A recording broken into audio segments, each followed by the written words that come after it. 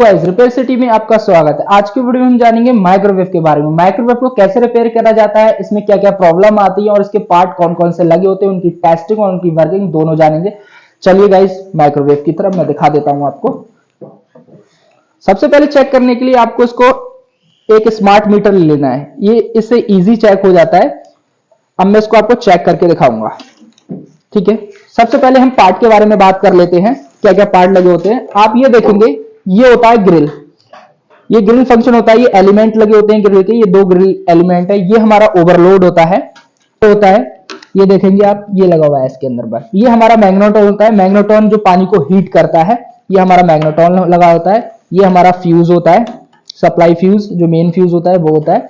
ये हमारा ट्रांसफार्मर होता है, इसको बोलते हैं हम ट्रांसफार्मर। हाई वोल्टेज ट्रांसफार्मर होता है जो कैपेसिटर पे सप्लाई देता है, बूस्ट। यहाँ पर बूस्ट निकलती है इसकी। ये हमारा जैक होता है मैग्नेट्रॉन का। ये हमारा कैपेसिटर होता है, हाई वोल्टेज कैपेसिटर होता है। ये इसका डायोड होता है और ये इसका फ्यूज है। ये देखेंगे इसके अंदर ये फ्यूज लगा होगा, आप देखेंगे। अगर मैं इसको खोल के दिखाऊंगा तो इसके अंदर एक फ्यूज है,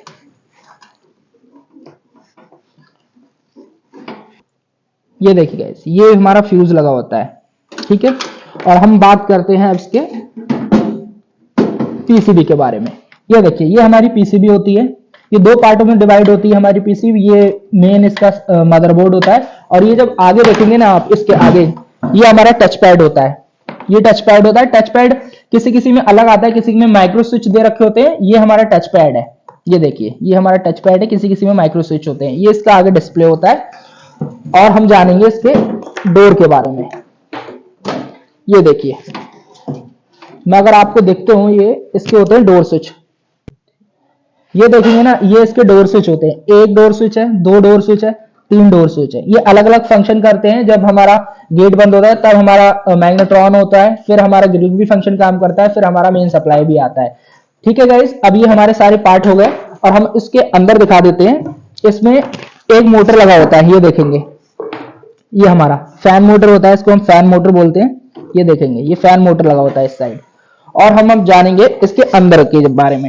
ये देखिए, ये हमारी इस साइड एक होती है रोटेशन मोटर होती है, जो हमारी प्लेट को रोटेट करती है। ये हमारी रोटेशन मोटर होगी। अब हमने जान लिया है सारे पार्ट के बारे में। ये देखेंगे ना आप, ये इसका होता है हिंज, डोर हिंज। ये जब अंदर जाता है तभी हमारे लॉक प्रेस होते हैं, ये तीनों। जब बंद होंगे, ये देखेंगे, ये देखिए, ये लॉक है, एक स्विच के तौर पर काम करता है। अब हम इसको बंद करेंगे तब ये स्विच बंद हो जाएगा और सप्लाई कंटिन्यू आएगी इसके अंदर। गाइस, अब हम इसकी टेस्टिंग करते हैं। टेस्टिंग कैसे की जाती है वो मैं आपको बता देता हूं। देखिए गाइस, अब इसकी टेस्टिंग करते हैं। ये हमारे पास स्मार्ट मीटर है, ऑटोमेटिक वाला। इस पे कोई फंक्शन सेलेक्ट करने की जरूरत नहीं, अपने आप ऑटोमेटिक सेलेक्ट होता है। सबसे पहले हम फ्यूज को चेक करेंगे। मैं मीटर को यहां लग लेता हूं, आपको जिससे दिखेगा। और फ्यूज पे कंटिन्यूटी हम चेक करेंगे, बीप साउंड आएगा।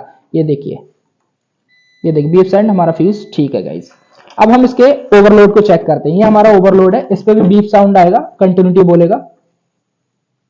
देखिए, अगर जिस पर भी इस टाइप से बीप साउंड ना आएगा ना, तो वो तो खराब ही माना जाएगा, वो शॉर्ट होगा, खराब होगा। ये ऐसे ही हमारी ग्रिल पे आएगा। ग्रिल को आप डायरेक्ट भी चला के चेक कर सकते हैं। डायरेक्ट लीड यहाँ लगाएंगे और ऑन हो जाएगा इसका हीटर, जो होता है ना, आराम से हीटिंग आएगी इसके अंदर। बट मैं इसको चेक नहीं करूंगा, सेम प्रोसेस है इसको चेक कराने का। अब हम इसको चेक करते हैं बल्ब को। ये देखेंगे, ये देखिए, ओम दिखा रहा है इसके अंदर, देख सकते हैं आप। हमारा बल्ब बिल्कुल परफेक्ट और ओके है, ठीक है। अगर बिल्कुल भी रीडिंग नहीं दिखाएगा तो हमारा बल्ब शॉर्ट हो जाएगा, इसका फिलामेंट होता है वो शॉर्ट हो जाता है। अब हम इसके चेक करते हैं गाइस मैग्नेट्रॉन। मैग्नेट्रॉन चेक करने के लिए सबसे पहले आपको इसके जैक को निकाल लेना है और मीटर को यहां रख देना है आपको। अब इसके जैक पे चेक करते हैं। देखिए, कंटिन्यूटी बोलेगा, अंदर का एलिमेंट शो करेगा। ये देखिए, कंटिन्यूटी बोल रहा है, हमारा अंदर का एलिमेंट बिल्कुल परफेक्ट है। अब इसकी बॉडी टेस्टिंग करते हैं। एक लीड यहां लगानी है इसके टर्मिनल पे, एक बॉडी टेस्टिंग करनी है। देखिए, कुछ वैल्यू, कुछ कंटिन्यूटी शो नहीं करेगा, यानी कि हमारा बिल्कुल परफेक्ट है। इसकी शॉर्टिंग बिल्कुल नहीं है इसके मैग्नेट्रॉन में। अगर यहां शॉर्टिंग दिखाता है, यहां बीप साउंड करता है कुछ इस प्रकार से, अगर बीप साउंड करता है या कुछ वैल्यू शो करता है, तो हमारा मैग्नेट्रॉन खराब माना जाता है उस पोजीशन में। गाइस, अब सेम प्रोसेस हमारा ये होता है ट्रांसफार्मर को चेक करने का। ये देखेंगे, दो थिम्बल होते हैं, हमारी प्राइमरी वाइंडिंग होती है, वो हमारी सेकेंडरी वाइंडिंग होती है। तो हम प्राइमरी वाइंडिंग को चेक करेंगे। सबसे पहले यहाँ मीट गई, ये देखिए, कंटिन्यूटी बता रहा है, हमारी वाइंडिंग बिल्कुल परफेक्ट है। अब सिंपल हम इसकी बॉडी सेटिंग करते हैं। ये देखिए, कुछ वैल्यू कुछ शो नहीं करेगा, ये देख सकते हैं आप, कुछ कंटिन्यूटी वगैरह शो नहीं कर रहा है, देख सकते हैं। अगर कुछ इस प्रकार कंटिन्यूटी शो करता, कुछ इस प्रकार तो हमारा बॉडी टेस्टिंग खराब माना जाता है, यानी कि हमारा शॉर्ट मारता है, यानी कि आपको अर्थ लगता, यानी कि करंट लगता छूते समय इसको। सिंपल हम इसकी सेकंड वाइंडिंग भी चेक कर लेते हैं। ये देखिए, ये भी बिल्कुल परफेक्ट और ओके है, बीप साउंड कर रहा है। इसकी भी हम बॉडी टेस्टिंग कर लेते हैं। ये देखिए, कोई बीप साउंड नहीं है, कोई बीप साउंड नहीं। अब ये हम फ्यूज चेक करेंगे इसका, जो कैपेसिटर पे लगा होता है। ये देखिए, ये देखिए, इस पे भी बीप साउंड आएगा। ये देखिए, हमारा फ्यूज भी परफेक्ट ओके है।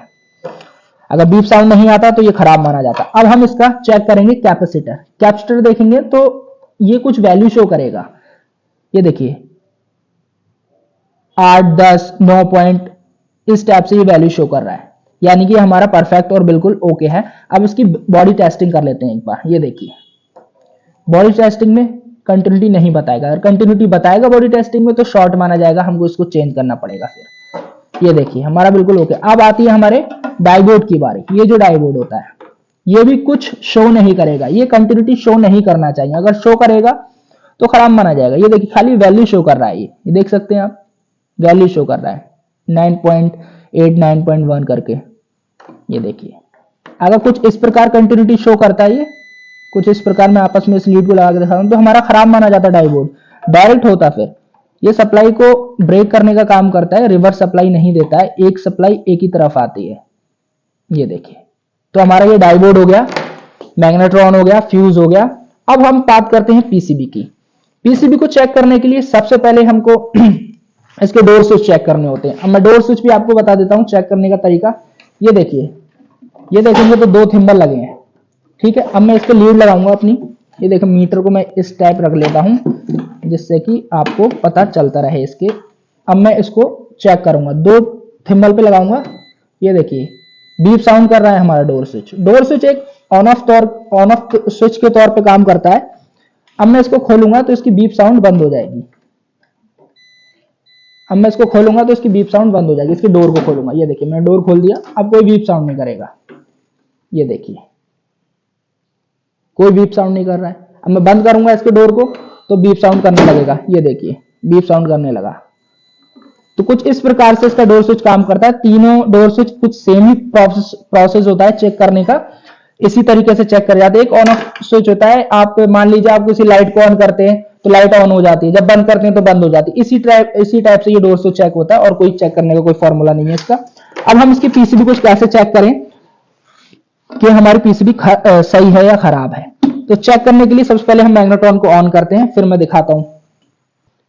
ये देख सकते हैं, ये जो थिम्बल लगे होते हैं ना ट्रांसफार्मर पर, हमारे जो प्राइमरी वाइंडिंग होती है उस पे थिम्बल होते हैं। इस पे हम 220 सप्लाई चेक करेंगे। हम मैग्नेट्रॉन को पहले माइक्रोवेव को ऑन करेंगे। मैं दिखा देता हूं, मैंने ऑन कर रखा है इसके माइक्रोवेव को। ये देख सकते हैं आप, ये देखिए, ये इस समय ऑन है। इसकी आपको डिस्प्ले दिखता होगा, ये ऑन है। बट ये देख रहे हैं, स्टार्ट बटन में प्रेस कर रहा हूं, काम क्यों नहीं कर रहा है। कोई भी टच का पैड काम कर रहा हूं, दबा रहा हूं मैं, हो ही नहीं रहा है, क्योंकि इसके पीछे एक रीजन है। ये देखिए, बल्ब भी हमारा ऑन है, और ये देखिए कोई काम नहीं कर रहा है। किस लिए काम नहीं कर रहा है? क्योंकि हमारा ये सामने का टच पैड खराब है, ये बिल्कुल खराब हो चुका है। हम इसको रिप्लेस करेंगे तो हमारी ये वर्किंग चालू हो जाएगी, यहाँ पर हीटअप होना चालू हो जाएगा। अभी यहाँ मैं सप्लाई चेक करूंगा, यहाँ मैं दिखा देता हूँ आपको। यहाँ पर मैं सप्लाई चेक करूंगा इसके थिम्बल पे, 220 सप्लाई चेक करूंगा तो सप्लाई बिल्कुल नहीं आएगी इसके 220 थिम्बल पे। ये देखिए, बिल्कुल सप्लाई नहीं आ रही। इसको 220 230 के आसपास वोल्टेज दिखाना चाहिए, मगर नहीं आ रहा है, क्योंकि हमारा मैग्नेट्रॉन ऑन नहीं है, क्योंकि हमारा टच पैड खराब है।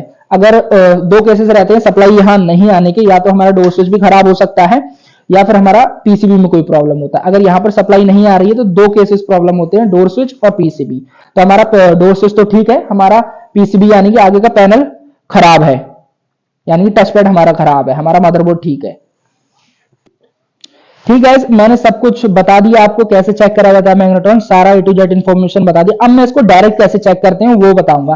कैसे पता करें हमारा पीसीबी सही है और हमारा मैग्नेट्रॉन खराब है या सही, वो प्रोसेस चेक करने का तरीका। ये जो थिम्बल देख रहे हैं, इस थिम्बल को निकालेंगे हम, क्योंकि हमारा टच पैड खराब है, सप्लाई आ ही नहीं रहा है। तो हम मैग्नेट्रॉन चेक करने के लिए डायरेक्ट इसको चला के देखेंगे, पीसीबी से विदाउट पीसीबी।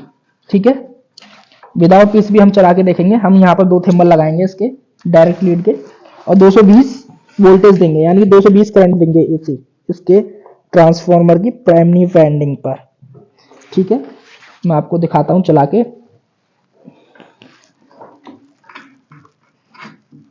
ये देखिए मैंने थंबनेल लगा लिया, यहाँ मीटर पे आप देखेंगे तो अभी 0 एम्पियर है, ये देख रहे हैं मैंने एम्पियर मीटर लगा रखा है। जैसे ही ऑन होगा तो एम्पियर बढ़ेंगे, लगभग 3 से 4-5 एम्पियर आएंगे इसके अंदर, अगर हमारा ट्रांसफार्मर की इस साइड की सारी कंपोनेंट ठीक होंगे तो। ठीक है गाइस, मैं दिखाता हूं आपको एक बार चेक करके इसको।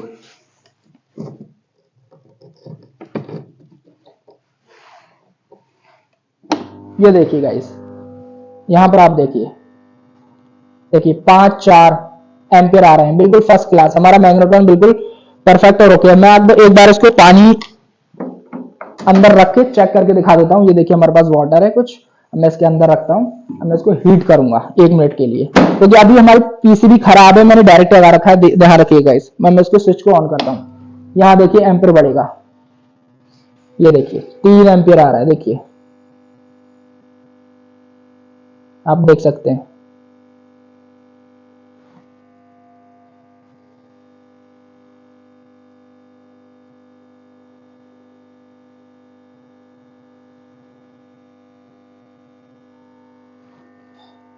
यहाँ मीटर में भी आप देखेंगे तो ये देखिए 5-10 से अंदर ही है, वो 3 या 4 शो कर रहा है ये एम्पियर आप देखेंगे।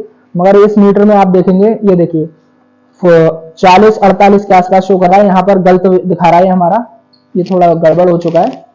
अब मैं इसकी दिखाऊंगा आपको पानी हीट हुआ या नहीं हुआ। ये देखिए आप भाप देखेंगे, बिल्कुल हीट हो चुका है पानी हमारा।